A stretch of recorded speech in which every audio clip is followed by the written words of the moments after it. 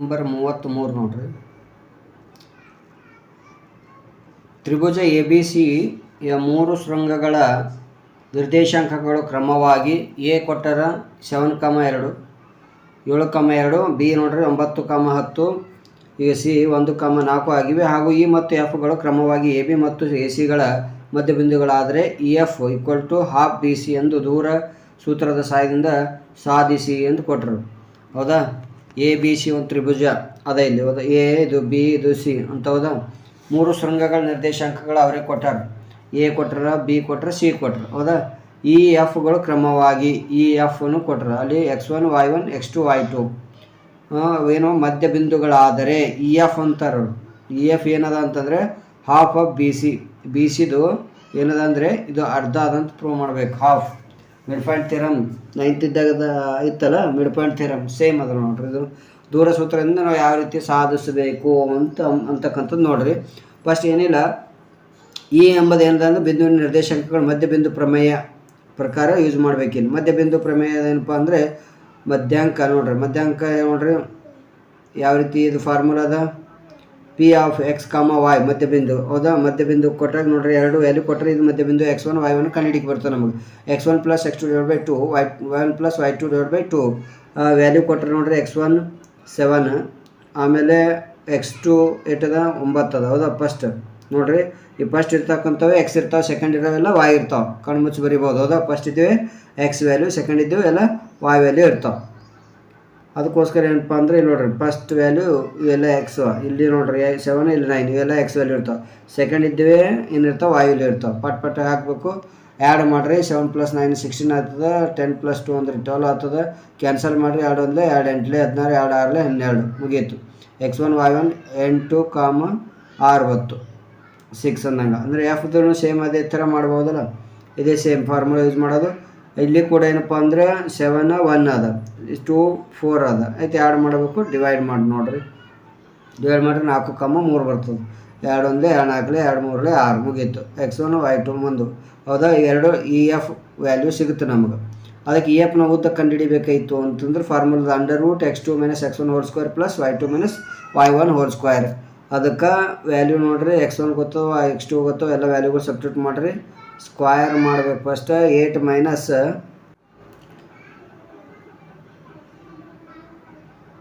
Next ಏನಪ್ಪ ಅಂತಂದ್ರೆ ನಾವು ಮೈನಸ್ ಮಾಡಬೇಕು ಫಸ್ಟ್. 8ರದ 4 ತೆಗೆದ್ರೆ ನೋಡ್ರಿ ದೊಡ್ಡದ್ರ ಸೈನ್ ಬರಿಬೇಕಿಲ್ಲಿ. 6ರದ 3 ಕಳಿಬೇಕು. ದೊಡ್ಡವ್ರಿಗೆ ಎಸ್ಪೆಕ್ಟ್ ಕೊಟ್ಟರೆ ಮ್ಯಾಥ್ಸ್ ಬರ್ತದೆ ನೋಡ್ರಿ. ದೊಡ್ಡದು ಸೈನ್ ಏನದ ಕಂಪಲ್ಸರಿ ಬರಿಬೇಕು ಮ್ಯಾಥಮೆಟಿಕ್ಸ್ದಾಗ. ಹೌದಾ? 4 4 16 3 ಬರಲು 9 ಆಯಿತು ನೋಡ್ರಿ. 16 9 ಕೂಡಿಸಿ 25. 25ರ ಸ್ಕ್ವೇರ್ ರೂಟ್ ಏನು ಬರ್ತದೆ ಅಂತಂದರೆ ವರ್ಗಮೂಲ 5 ಬರ್ತದೆ. ಇದು ಇಕ್ವೇಷನ್ ನಂಬರ್ 1. ಅದೇ ಥರ ಬಿ ಸಿ ಉದ್ದ ಕಂಡುಹಿಡಿಬೇಕಾದ್ರೆ ನೋಡ್ರಿ 9 10 x1 y1 x2 y2 ಆ ಕಡೆ ಈ ಸೈಡಿಂದ. ಹೌದಾ?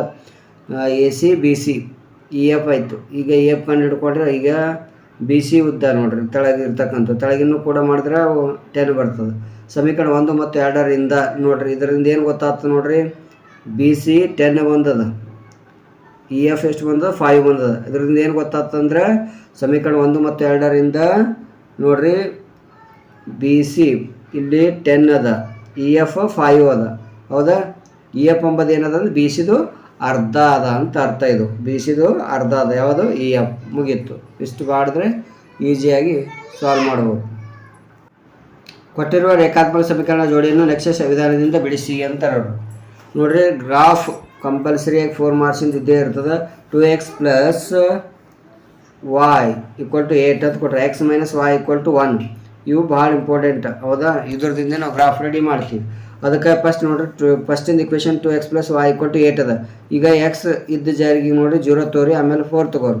ಯಾಕೆ ನೋಡ್ರಿ ಎಕ್ಸ್ ಇದ್ದಲ್ಲಿ 0 ತೊಗೊಂಡು ಪೂರ 0 ಇತ್ತು. y = ಏನತ್ತ 8 ಬರ್ತದೆ. ಹೌದಾ? ಅದೇ ಥರ ಈಗ 2 4 8 8 ಕಡೆದಾಗ 8ದಾಗ 8 ಹೋದರೆ 0 ಆಗ್ಬಿಡ್ತದೆ. ಹೌದಾ? ಸಿಂಪಲ್ಲಾಗಿ ನೋಡ್ರಿ ಈಗ 2 × 0 + ಇದು y ಹಿಂಗೆ. ಹೌದಾ? = 8 ತುಂಬಬೇಕೈತೆ ಅಂದ್ರೆ ಇದು ಪೂರ 0 ಐತಲ್ಲ. y = ಏನು ಬರ್ಬೋದು ಡೈರೆಕ್ಟಾಗಿ 8 ಅಂತ ಅರ್ಥ. ಇದು 8 ಬರ್ತದೆ ಫಸ್ಟಿಂದು. ಅದೇ ಥರ ಈಗ ನೆಕ್ಸ್ಟ್ ನೋಡ್ರಿ ಸೆಕೆಂಡ್. ಈಗ 2x + y = ಏನದ ಅಂತಂದರೆ 8 ಅದ. ಈಗ ಏನು ಮಾಡಬೇಕು, 2 ಇಂಟು ಗುಣಾಕಾರ ಹಾಕ್ಬೇಕು ನೋಡ್ರಿ. ಇದು ವ್ಯಾಲ್ಯೂ ತುಂಬಬೇಕೈತಂದ್ರೆ ಎಷ್ಟು ತೊಗೊಂಡಿವಿ ಈಗ 4 ತೊಗೊಂಡ್ರಿ. 4 ತೊಗೊಂಡ್ರೆ ನೋಡಿರಿ ಈಸಿಯಾಗಿರ್ತಕ್ಕಂಥ ಮುಂದೆ ನಂಬರ್ ಏನು ಕೊಟ್ಟಿರ್ತಾರೆ ಅದರ ಮ್ಯಾಗ ಸಣ್ಣ ನಂಬರ್ ಯಾವ ಬರ್ತಾವೆ, 0 ಯಾವ ಆಗ್ತಾವೆ ಪಟ್ಟನೆ ಕಂಡುಹಿಡಿಬೇಕು. ಈ ನಂಬರ್ ನೋಡಿರಿ 8. ಈಗ y = ನೋಡಿರಿ 8 ಆಯಿತು. ಇದು 2 4 8 ಆಯಿತು. y = 8 ಅದ. ಈ 8 ಈ ಕಡೆ ಹೋದ್ರೆ ಏನಿರುತ್ತೆ, 8 - 8 ಏನಾಗಿರುತ್ತೆ ಹೇಳ್ರಿ, 0 ಆಗಿಬಿಡ್ತದೆ. ಅದಕ್ಕೆ ಈಗೇನು ಬರ್ತಪ್ಪ ಅಂದರೆ ಇಲ್ಲಿ 0 ಆಯಿತು. ಇದ್ರದ್ದು ವ್ಯಾಲ್ಯೂ 0,8 4,0 ಅಂದಂಗೆ. ಫಸ್ಟ್ ಇದು ಏನೋ ಇರ್ತಾವೆ ಅಂತಂದರೆ ಎಕ್ಸ್ ವ್ಯಾಲ್ಯೂ ಇರ್ತಾವೆ, ಸೆಕೆಂಡ್ ಇದ್ದು y ವ್ಯಾಲ್ಯೂ ಇರ್ತಾವೆ. ಹೌದಾ? ಇದೇ ಥರ ನೆಕ್ಸ್ಟ್ ಸೆಕೆಂಡ್ ತೊಗೋರಿ. 2 ತೊಗೊಂಡ್ರೆ ಸಾಕು. x - y = 1 ಅದ. ಇಲ್ಲಿ ನೋಡಿ ಸಿಂಪಲಾಗಿ ಒಂದು 0 ತೊಗೊಂಡ್ರೆ y = -1 ಆಗ್ತದೆ. ಇದು ಇಲ್ಲಿ ಈಗ ನೋಡಿರಿ x - y = 1 ಅದ ಇಲ್ಲಿ. ಹೌದಾ? ಇದು y ಇದೆ ನೋಡಿ. ಈಗ 0 ಇಲ್ಲಿ ತುಂಬಿದೆ ಅಂದರೆ -y = 1 ಅದ. ಇಲ್ಲಿ ಹಿಂದೆ ಮೈನಸ್ ಇದ್ದಿದ್ದ ಸಲುವಾಗಿ ಏನು ಮಾಡಬೇಕು, ಈ ಮೈನಸ್ ಈ ಕಡೆ ತೊಗೋಬೇಕು. ಇದು ಏನಾಗಿರ್ತದೆ, ಅದಕ್ಕೆ ಆ ಕಡೆ ಕ್ಯಾನ್ಸಲ್ ಆಗಿರ್ತದೆ. ಮೈನಸ್ಗೆ ಮಲ್ಟಿಪ್ಲೈ ಮಾಡಿದ್ರೆ ಇದು ಮೈನಸ್ ಪ್ಲಸ್ ಆಗ್ತದೆ, ಇದು ಮೈನಸ್ ಆಗಿರ್ತದೆ. ಹೌದಾ? ಇಷ್ಟು ಮಾಡ್ಕೋಬೇಕು. ನೆಕ್ಸ್ಟ್ ಅದೇ ಥರ ಈಗ 1 ಹಾಕ್ರಿ ಎಕ್ಸ್ ಇದ್ದಲ್ಲಿ. ಈ ಕಡೆ 1 ಈ ಕಡೆ ತೊಗೊಂಡ್ರೆ ಇರ್ತದೆ, 0 ಆಗಿಬಿಡ್ತದೆ. ಆಯಿತಾ? ನೆಕ್ಸ್ಟ್ ಏನಪ್ಪ ಅಂದ್ರೆ -1,0 ಆಯಿತು. ಇದು ಹೆಂಗೆ ಅಂದರೆ ಎಕ್ಸ್ ವ್ಯಾಲ್ಯೂ 1 ಹಾಕ್ರಿ. ಇಲ್ಲಿ ಎಕ್ಸ್ ಇದ್ದ ಜಾಗೀಗ ಮೈನಸ್ ಹಿಂಗೆ 1 ಅದ. ಎಕ್ಸ್ ಜಾಗಿ 1 ತೊಗೊಂಡು ಇದು -y = 1 ಆಯಿತು. ಹೌದಾ? ಈಗ -y ಇಲ್ಲೇ ಹೇಳ್ರಿ. ಇದು 1 - 1 = ಏನಾಯಿತು, ಪೂರಾ 0 ಆಯಿತು.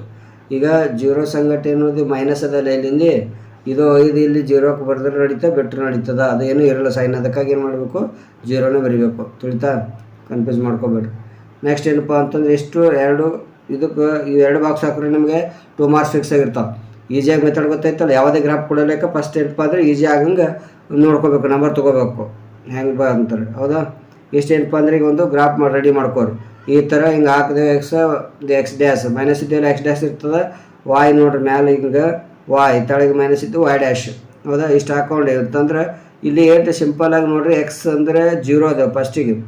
ಇದು ಇಕ್ವೇಷನ್ ನೋಡ್ಕೋಬೇಕು ನೀವು. 0 x 0 ಎಲ್ಲದ ನೋಡ್ರಿ, x 0ದಿಂದ ಎಲ್ಲಿ ಹೋಗ್ಬೇಕು, 8 ಎಲ್ಲದ ಇಲ್ಲದ ನೋಡ್ರಿ, ಇಲ್ಲಿ ಮ್ಯಾಕ್ ಪಾಯಿಂಟಿಗೆ ಗುರ್ತಿಸ್ಬೇಕು. ಈಗ ಇದಾಯಿತು. ಆಮೇಲೆ ನೆಕ್ಸ್ಟ್ ಏನದ 4 ಎಲ್ಲದ ಅಂದರೆ 0 ಹಿಡ್ಕೊಂಡು ಹೋಗ್ಬೇಕು ನಾವು. ಎಲ್ಲಪ್ಪ ಅಂತಂದ್ರೆ ಈಗ ನೋಡ್ರಿ 4,0 ಅದ. ಎಕ್ಸ್ ಮ್ಯಾಗ ಎಕ್ಸ್ ಮೇಲೆ 4 ಎಲ್ಲದ ನೋಡ್ರಿ, ಇಲ್ಲದ ಪಾಯಿಂಟ್ 4 3 4 +4 ಇದ್ದು ಹುಡ್ಕಾಡ್ಬೇಕು. ಇವೆರಡು ನೋಡಿ, ಈ ಪಾಯಿಂಟ್ ಮತ್ತು ಈ ಪಾಯಿಂಟ್ ಜೋಡಿಸ್ಬಿಡ್ಬೇಕು ನಾವು. ಹೌದಾ? ಈಗ ನೋಡ್ರಿ ಸಿಂಪಲಾಗಿ ಯಾವುದಂದ್ರೆ ಇಲ್ಲಿ ಪಾಯಿಂಟ್ 1, ಇದು 1, ಇದು 1 ಫಸ್ಟ್ ಬಾಕ್ಸಿಂದ ಆಯಿತು ಪಾಯಿಂಟ್ಗಳು. ಸೆಕೆಂಡ್ ಬಾಕ್ಸ್ದಾಗ ನೋಡ್ರಿ 0 ತೊಗೊಳ್ಳಿ. 0 ಏನು ಬಂದ ಅನ್ಸರ 1 ಬಂದದ, ಇದು 1 ಆಯಿತು. ಹೌದಾ? ನೆಕ್ಸ್ಟ್ ನೋಡ್ರಿ ಇಲ್ಲಿ 0 - 1 ಅದ. ಅದಕ್ಕಾಗಿ 0 ಎಲ್ಲದ ಇಲ್ಲಿ -1 ಆಯಿತು. ಆಮ್ಯಾಗ 1 ಇದ್ದಿದ್ದು 0 ಅದ. ಎಕ್ಸ್ ಮ್ಯಾಗ 1 ಇದ್ದಲ್ಲಿ ಇದೇ 0 ಆಗಿರ್ತದೆ. ಇದು y ಮ್ಯಾಗ ಹಿಂಗೆ ಬರ್ತೀವಲ್ಲ, ಅದಕ್ಕೆ ಎಕ್ಸ್ ಮ್ಯಾಗ 1 ಇದು 0. ಈಗ ನೆಕ್ಸ್ಟ್ ಏನಪ್ಪ ಅಂತಂದರೆ ಇಲ್ಲಿ ತೊಳಿದು -1. ಈಗ 1 ಇದ್ದು 1 ಅದ. ಇದು y ಮ್ಯಾಗ 0 ಅಂದ್ರೆ ಇಲ್ಲೇ ಬರ್ತಾವೆ. ಹೌದಾ? ಇವು 2 ಪಾಯಿಂಟ್ ಅದು. ಇವು 2 ಪಾಯಿಂಟ್ ಏನಪ್ಪ ಅಂದರೆ ಪೆನ್ಸಿಲ್ ಹಿಂಗೆ ಸ್ಕೇಲ್ ಕರೆಕ್ಟಾಗಿ ಹಿಂಗೆ ಜಾಯಿನ್ ಮಾಡ್ಕೋಬೇಕು. ಹೌದಾ? ಇದಾದ್ಮೇಲೆ ಎಲ್ಲಿ ಕ್ರಾಸ್ ಟಚ್ ಆಗಿರ್ತದೆ ಅಲ್ಲಿದಿಂದ ಈ ಕಡೆ ತೊಗೋಬೇಕು, ಅಲ್ಲಿಂದ ತೆಳಗೂ ತೊಗೋಬೇಕು. ಹೌದಾ? ಇಲ್ಲಿ ಎಷ್ಟು ನಂಬರ್ ಅದ ಅದನ್ನೇ ವ್ಯಾಲ್ಯೂ ಇರ್ತದೆ, ಇಲ್ಲಿ ಎಷ್ಟು ನಂಬರ್ ಅದ ಅದನ್ನೇ ಇರ್ತದೆ. ಹೌದಾ? x = 3 ಅದ. ಇಲ್ಲಿ y ಮ್ಯಾಗೆಲ್ಲ ಎಲ್ಲಿ ಟಚ್ ಆಗಿದೆ, 2 ಮ್ಯಾಗಲ್ಲ ಆಗ್ಯದ. ಅದಕ್ಕೆ ಎಕ್ಸ್ ವ್ಯಾಲ್ಯೂ y ವ್ಯಾಲ್ಯೂ ಸಿಗುತ್ತೆ ನಮ್ಮ ಗ್ರಾಫ್ ಮುಖಾಂತರ. ಹೌದಾ? ಇಷ್ಟು ಗ್ರಾಫ್ ಈಸಿಯಾಗಿರ್ತಕ್ಕಂಥದ್ದು. ಕೋಷ್ಟಕ ರಚನೆಗೆ ಇಲ್ಲಿ ಬರ್ತಾರೆ ಮಾರ್ಕ್ಸ್ ಅದಕ್ಕೆ ಅದಕ್ಕಂತ ನಾವು ಚೆಕ್ ಮಾಡೋ ಮುಂದೆ ಕೂಡ ಇದನ್ನೇ ನೋಡಿ ಹಾಕ್ತೀವಿ. ಬಿಂದುಗೊಳಿಸಿ ಸರಳ ರೇಖೆ ಹೇಳಿದ್ರೆ 1 ಮಾರ್ಕ್ಸ್. ಈಗ ಎಕ್ಸ್ ಮತ್ತು y ಬೆಲೆ ಬರೆದ್ರಿ ಅಂತ ಅದಕ್ಕೆ 1 ಮಾರ್ಕ್ಸ್ ಇರ್ತದೆ. ಯಾವುದನ್ನು ಬಿಡಕ್ಕೆ ಹೋಗಬೇಡ್ರಿ. ಹೌದಾ? ನೆಕ್ಸ್ಟ್ ನೋಡ್ರಿ ಗ್ರಾಫ್ದು ಆಯ್ತು 4 ಮಾರ್ಕ್ಸ್ ಇದು. ಈಗ ನೆಕ್ಸ್ಟ್ 35ನೇ ಪ್ರಶ್ನೆ ಒಳಗೆ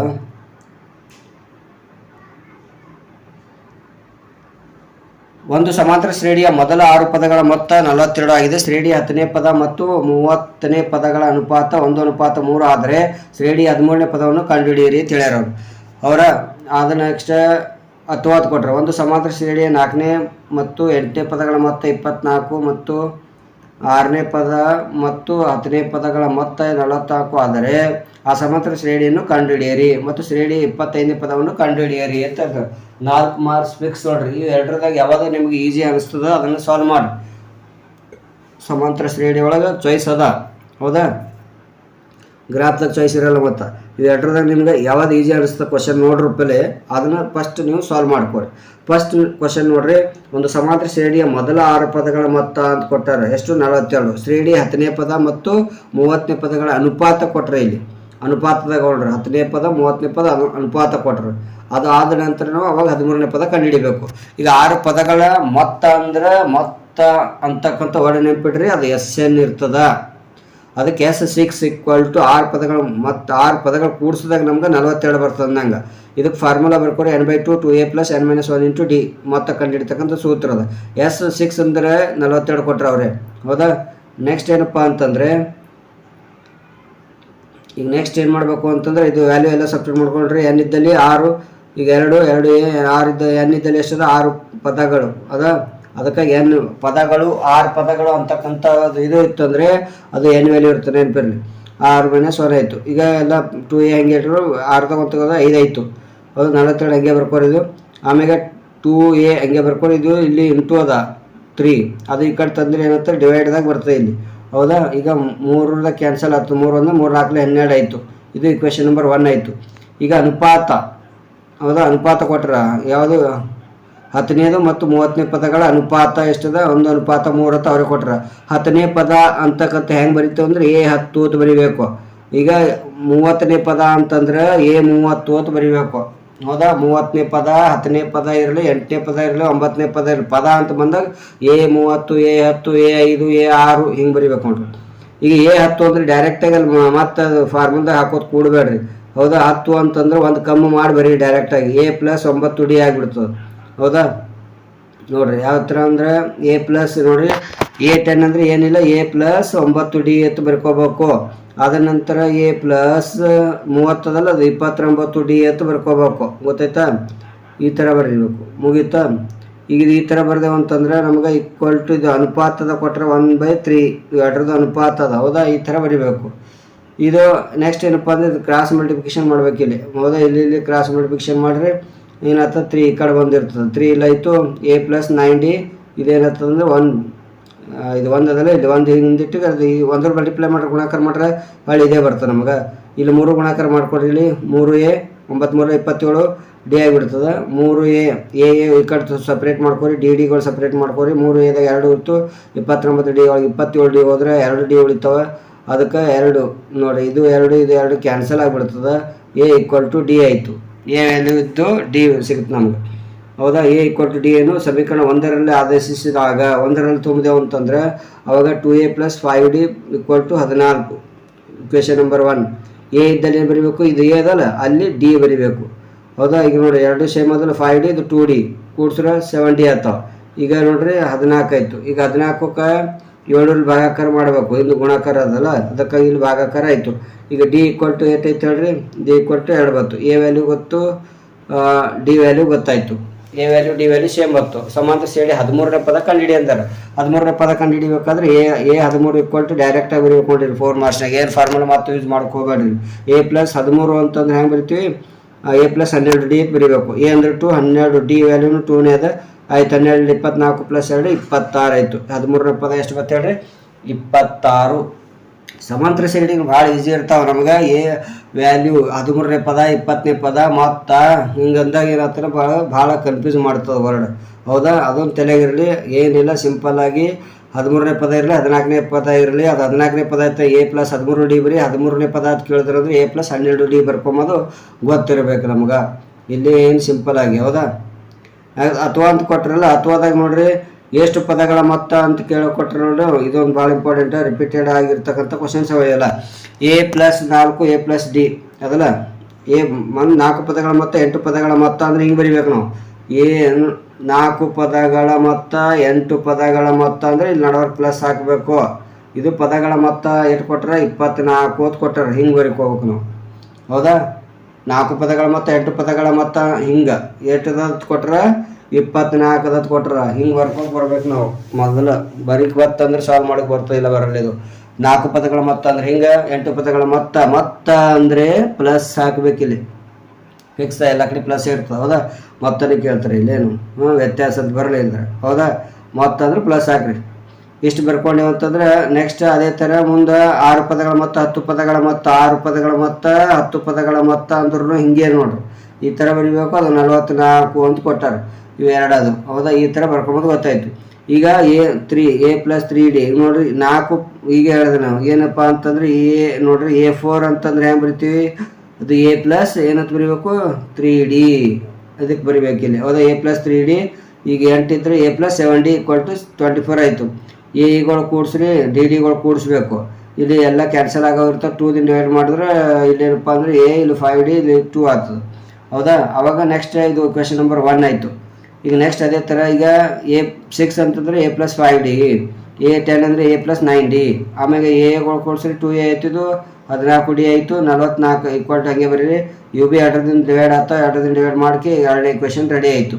ಈಗ ಎರಡನೇ ಕ್ವೆಶನ್ ರೆಡಿ ಆದೊಳಕ್ಕೆ ಈಗ ಸಮೀಕರಣ 2 ಮತ್ತು 1 ನೋಡ್ರಿ ಮೈನಸ್ ಮಾಡಿರಿ. ಈಗ ಯಾಕಂದ್ರೆ ಯಾವುದ್ರ ಒಂದು A ವ್ಯಾಲ್ಯೂ ಇರಬೇಕು, D ವ್ಯಾಲ್ಯೂ ಇರಬೇಕು ನಮ್ಗೆ. ಈಗ ಇಲ್ಲಿ ಈ ಥರ ಮಾಡಿ ಸಮೀಕರಣ ಮಾಡ್ಬೇಕಾಯ್ತಂದ್ರೆ ಎಗಳು ಸೇಮ್ ಅವ, ಡಿಗಳು ಸೇಮ್ ಇಲ್ಲ. 22 12 ಅದ, ಎಲ್ಲ ಕಡೆ ಪ್ಲಸ್ ಇದ್ದು ಸಲುವಾಗಿ ಮೈನಸ್ ಮಾಡ್ಕೋಬೇಕು. ಈಗ ಎಗಳು ಕ್ಯಾನ್ಸಲ್ ಆಗ್ತಾವ.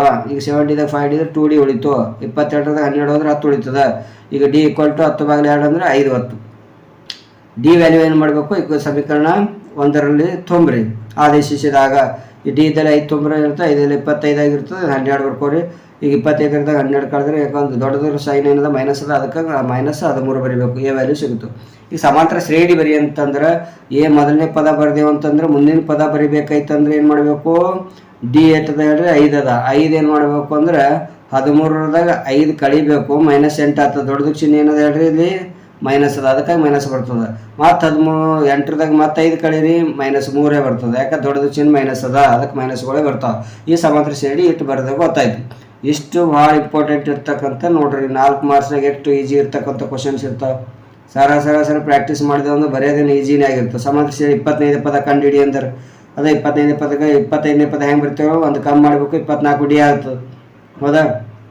24D ಆಯಿತು ಅಂತಂದ್ರೆ ಈಗ ಸಿಂಪಲಾಗಿ ನೋಡ್ರಿ, ಈಗೇನಿಲ್ಲ ಏನು ಮಾಡಬೇಕು, ಆಯಿತು 24 D ವ್ಯಾಲ್ಯೂ ಗೊತ್ತದ ನಾವು ತುಂಬ್ರಿ. ಆಯಿತು 24 × 5 ಮಾಡಿದ್ರೆ 120 ಆಗ್ತದೆ. ಈಗ 13 ಹೆಂಗೆ ಬರ್ದಿ, 120ದಾಗ 13 ಕಳೆದ್ರೆ 107 ಬರ್ತದೆ.